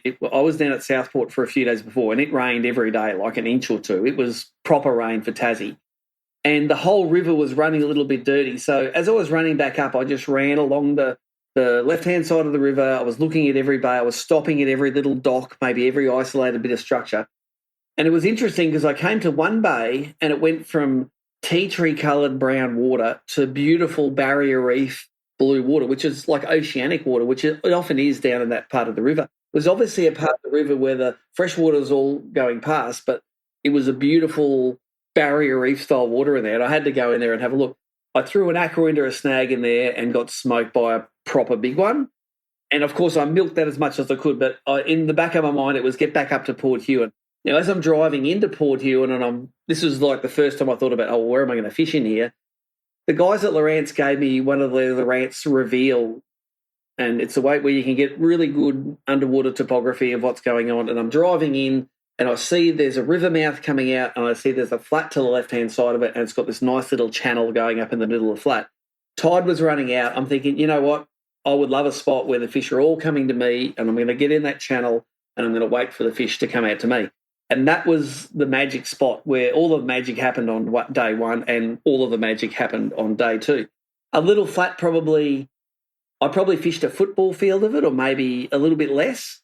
And it was the same sort of country. It was isolated oyster bommies, super shallow water, maybe 1.5 feet.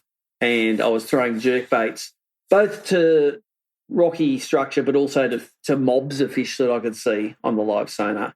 So I reckon I went from having a 38 and 4 32 to 34s. I left that flat. I was only on it for maybe 2 hours before I had to go in and do the weigh and stuff. And I reckon I went there with 38 and 34s and smaller. I left with a 38, 38, 37, 37 and a 36.5 or something like that. It was so 5.8 was a solid 2 kilos more than I must have had from down at Cygnet. Yeah, right. Okay, a couple of questions. So first of all, what were the lures that you're running? What were your jerkbaits? So down at Cygnet, I started with the double clutch, the 60 mil. It's like a medium diver. In Tassie, they've always got to be chrome. They sort of stick out in that sort of stained water. So I did a lot of damage down there on that. But when I got to that flat, it was actually so shallow. I wanted to cast a long way, so I went to the Daiwa double clutch, the 75 mil in the shallow. And that was in like a chromey sort of colour. I think it might have been Adele AU or something like that. That may not be a colour. I just made that up. But it was just a good looking. It looked just like the frogmouth pilchards. There was a lot of frogmouth pilchards in there. The birds were sort of diving on them when we were in the marina, checking out the weigh-in like the day before. They were in the marina. They were these baitfish that were about 80 mil long. So it really sort of matched the hatch for it as well. Like there was birds diving. They weren't sort of diving in a particular area. They were just in a general zone dive. Once I went to cast out, and as I lifted my lure up, a seagull grabbed it like at the top of the rod. That's how keyed in they were. They wanted to match the hatch. It was a good day. I was actually drawn with a non-boater who didn't turn up to the event. So I was actually by myself on the first day. And yeah, old mate that didn't turn up, geez, he missed a session of fishing. It was good. I might have caught, I don't know, 10 or 20 fish in that 2-hour period. Everyone on light line, everyone running a long way, and it was an awesome session. Yeah, absolutely. Absolutely. And the seagull, mate, did you actually catch it? No, luckily it fell off, but I did have like a ball of fluff on the end too. It's like, oh, this is going to be great on live stream. How we're going to have to like hold his neck and get the thing. I've caught birds before. You've just got to cover their head over and you can get the lure out pretty good. But luckily it sort of was a bit like when they hit a golf ball and it hits the pigeon and the ball of fluff came off him and he kept on flying, luckily. Oh, this is a good thing. Rods and reels, it was all light. I started on 2 pound down at Cygnet, but I went to 3 pound by the time I was at because I just wanted to get the fish in a little bit quicker. Most of the fish on that flat were still that 30 to 34 centimetre mark. It's just 1 in 5 fish or 1 in 10 fish just was a bigger one. And that played the next day as well. Like we just had to plough through the little ones to get the big ones. Yeah. With your forward facing, what played into it? Like how did that help you or not help you? So perspective mode, it helped. So Garmin's very good at perspective mode, and if you have your transducer at the right angle, it can work in very shallow water. Forward's limitation is in about 2 foot of water forward, 80 foot out is hard to see. It gets exponentially harder to see as you get in that shallow water, but perspective works really well. So I can put perspective mode down. It looks nearly 180, it looks 140 degrees in front of the boat. The water's so shallow, it's only like half a rod depth. I can just touch the bottom with a rod tip. But I can see all of the oysters. I can see the blobs of fish. If you look at my highlights, you can see there's like groups of 6 and 8 fish. And they're funny. They just they're like a herd. They just sort of waddle along really slowly. And so they're quite easy to see which direction they are. You can push your lure through them. You can wind it to them. You can give it a twitch. You can see, as soon as you see one fish leave the pack, you know you're going to get a fish, because if that one doesn't eat it, the one behind it will eat it. And they never start off in a frenzy, but they end up in a frenzy by the time one has a bite at the lure, the other one's decide, oh, well, this is good. I'm gonna have some of this. So it was you'd never sight fishing with your eyes, because on the first day that water was real, like sarsaparilla coloured. But you could definitely sight fish with the live sonar. So it was a good mix of a bit of instinct, bit of technology, and some really good maps from Lawrence that helped me out. Very, very good. All right. I think were you in first place or second place overnight? I had a good lead on day one. I weighed 5.8 kilos and the next bag down was about 5.1 or 5.2. So I'm aware that is a pretty solid lead, and I knew if I could catch even just that 4 to 4.5, even if I just caught 5.34s, that was going to give me 4 kilos plus anyway. And it means someone was going to have to catch a good 5 kilo plus bag again on day 2 to catch me. So wasn't cocky, but I just go, well, you know what? I'm not going to run to Cygnet the next day. I'm just going to spend my time on that flat, which is obviously, that was the best place to fish on day 1. So I'm not going to move too far from there. And I decided to spend all day there on day 2, especially since I had Mikey Vukic on board. It was good to have Mikey. I was sort of aware that I had 2 non-boaters that won at the bass tournaments, and if Mikey won, it'd be 3 in a row. So I was pretty keen for Mikey to get some fish as well. Absolutely. All right. Tell us how it played out. Well, I said, okay, top of the tide, I'm going to go jerkbait some edges just until the tide turns, and then I'm going to go back to that flat. So I ran up the Huon a little bit. I only ran up for maybe a kilometre, just keeping an eye out. There was a good-looking headland. I said, that one looks good. I pulled into it to fish, and about 3 other boats pulled up straight downstream from me. So I go, no, that's a sign. That's not fish there. We might have caught one legal in 5 to 10 minutes at that point. So I actually pulled up there, left those boats to it, went back to literally to where the start was because there was a great-looking point with some current going in it. I think Mikey might have caught 1 or 2 there. I caught 1 or 2 there. We had a couple of little ones each, and I said, okay, that's enough time. Let's go to that flat now. The flat was only just around the corner from the start, so we drove around there. There was no one on the first day as well, and we literally got there and just started catching him for 2.5 to 3 hours straight. We wrecked them in there. It was amazing.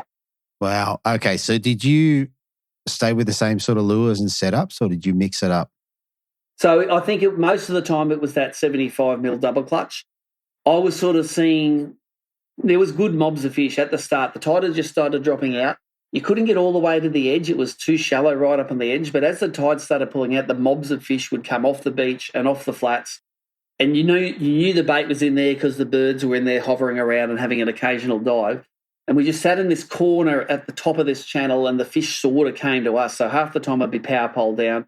If I saw a mob of fish, I'd power pole down. I'd tell Mikey, they're all on the right-hand side there, or they're all on the left-hand side. And I could probably cast 60 to 70 feet and target the fish I could see. Mikey could cast further with his plastic, and he was getting a couple. He got some real good fish. His 2 biggest fish were way bigger than mine on the second day. So he was probably catching fewer fish, but he was getting the real quality ones further away from the boat. He got like a 40 and a 37. I think all of mine were all like 35s, 34s on the second day. So good enough for high 4s. And it meant that someone would need to catch 5.5 or something to beat me, which never happened. It got a little bit harder on day 2. I think there was maybe only bags over 5 kilos on the second day. Yeah. Same reel, same spot, same channel. Having the power poles were awesome. Like as soon as you saw a mob of fish, you just put those power poles into the sand and stop the boat. And as those fish tracked around the boat, you could maybe pull one out.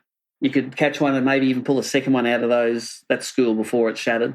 I reckon after 3 hours of doing it, that we caught so many of them that the ones that left were a bit shell-shocked, I think. I think we didn't hold anything back on day 2, and we literally stayed in that one spot the whole day.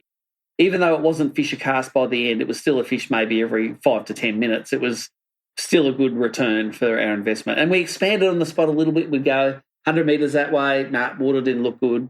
Go 100 metres that way, water's too deep. It was like I just luckily landed on this, like the spot on the first day and never really left it. And on day 2, I had to defend it a little bit. There were a few boats coming in, and I just made sure that they could have whatever they like, but this one little corner, I just made sure that I was the only one that fished that. So by the end, it was, 4.71, same rod, same reel, same lures.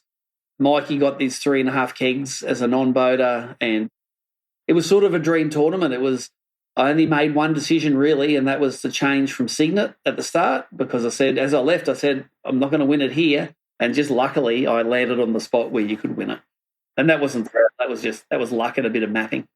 Yeah, fair enough. Well, I did walk into Adam's shop, inyourfishing.com.au, and he had you on the live stream on that day. And I remember Adam's like, Mikey's catching bigger fish from the back of the boat. And the point of me bringing that up is, okay, so he was on a plastics pattern and you were on a jerkbait pattern. Were you not tempted to mix it up, or what was going through your mind? So I sort of knew that he was getting that big fish because I think he was throwing further from the boat. Like always, the further you can cast, the better. And no matter which way the wind was going, and it was sort of kind of windy and nasty on that day. No, I wasn't tempted. I knew that if I caught enough fish, and I was probably catching more fish, that I would get those good big bites. Now, he caught 2 big fish, like a 40 to 37. I hooked 2 big fish, and both of those wrecked the treble. So the first one fell off, and I came back, and the top tine of the treble was fully circled on itself. And the second one, it actually snapped a tine of the treble off. So both times it didn't break the line, it just broke the hook. So it's like, we hooked 2 big ones each. I try to do my own thing and stick to what I'm good at, and I'm not good at chucking plastics. Mikey's great at chucking plastics. So that was impressive with Mikey as a non-boater, if I'm catching fish every second cast, a lot of non-boaters I'm tying that on. But Mikey's like, nah, I'm sticking to what I do, and he does that well, and he knows he does that well, and good on him for having a 40-year-old head on some 17-year-old shoulders. All right. I reckon that accounts for the tournament pretty well. First place for this one, what did you get to take? What did you take home with yourself? So it was $3,500, and that will probably pay for the increase in prices of diesel for getting our car and van down there. So that was it's always timely. I seem to win events for ABT when we're running out of money. Like once when I won the grand final in Sydney in 2009, we were nearly broke. And Sydney Harbour Foreshore Authority, we were supposed to get a permit that was mates rates. It ended up costing $13,000 to put a couple of 3x3s up in Circular Quay. Well, not Circular Quay. Darling Harbour in the end of that. It was like ridiculous, and it was like, man, we got nearly no money there. But that grand final had $10,000 cash attached to it. So that was handy. That got us out of a spot. And of course, Tassie probably does cost us $3,000 or $4,000 more than we thought it was. So it's going to a good place. Fair enough. All right.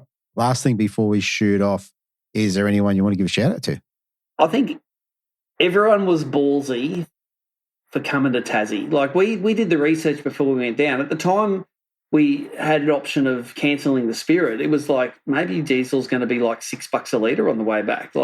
And that's big for our business. But we did our research. We talked to the government. We talked to the tourism down here, and you just had to be a bit ballsy and go like, we're coming the furthest to go to Tassie. We're driving the furthest. We drive 2,000 k's to Geelong, get on the Spirit, go to Tas, do all the internal stuff, and have to do it all again in reverse. So good on everyone for being ballsy for coming and doing it. The only person that didn't come, there was two that didn't come. One had some business stuff they had to deal with, and one was crook in hospital. So everyone else just got the credit card out and did it. And what a great tour. The Huon was such a good venue. A few guys were on the fence about the Huon, and they came back and said, nah, that was awesome, that place. We love it.